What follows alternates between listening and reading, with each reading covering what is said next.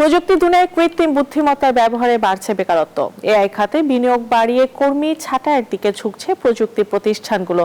এবার 8,000 কর্মী ছাঁটাইয়ের পরিকল্পনা সামনে এনে বিতর্কের জন্ম দিল টেক জায়ান্ট মেটা। পাশাপাশি প্রতিষ্ঠানটি 20 মের মধ্যে 6,000 পদ বিলুপ্তির ঘোষণাও দিয়েছে।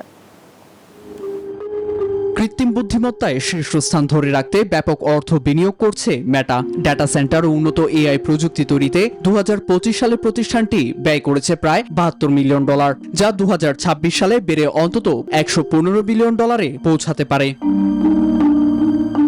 বিপুল বিনিয়োগের পাশাপাশি এআই নির্ভর দক্ষতা বাড়ানোর লক্ষ্যেই বড় ধরনের কর্মী ছাঁটাইয়ের সিদ্ধান্ত নিয়েছে প্রতিষ্ঠানটি। মেটা জানায় তাদের মোট কর্মীর প্রায় 10% অর্থাৎ 8,000 কর্মীকে ছাঁটাই করা হবে। পাশাপাশি 6,000 শূন্য পদও বাতিল করা হবে। মেটার চিফ পিপল অফিসার জেনেল গিল এক বিবৃতিতে এই তথ্য নিশ্চিত করেছেন। জানান, প্রতিষ্ঠানকে আরো দক্ষভাবে পরিচালনা ও এআই খাতে বিনিয়োগের খরচ সামাল দিতেই এই সিদ্ধান্ত। আগামী 20 মে থেকে ছাঁটাই কার্যকর হবে।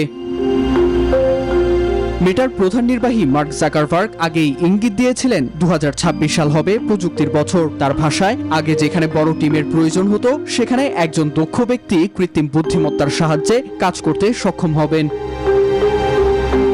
শুধু মেটাই নয়, এআই নির্ভর দক্ষতা বৃদ্ধির যুক্তিতে কর্মী কমানোর পথে হাঁটছে আরো বেশ কয়েকটি বড় প্রতিষ্ঠান। আমাজন এর আগে প্রায় 16,000 কর্মী ছাঁটাইয়ের ঘোষণা দেয়। অন্যদিকে ফিনটেক প্রতিষ্ঠান ব্লক জানায় তারা তাদের কর্মীর প্রায় 40% কমাবে, যার সংখ্যায় 4,000-এর বেশি।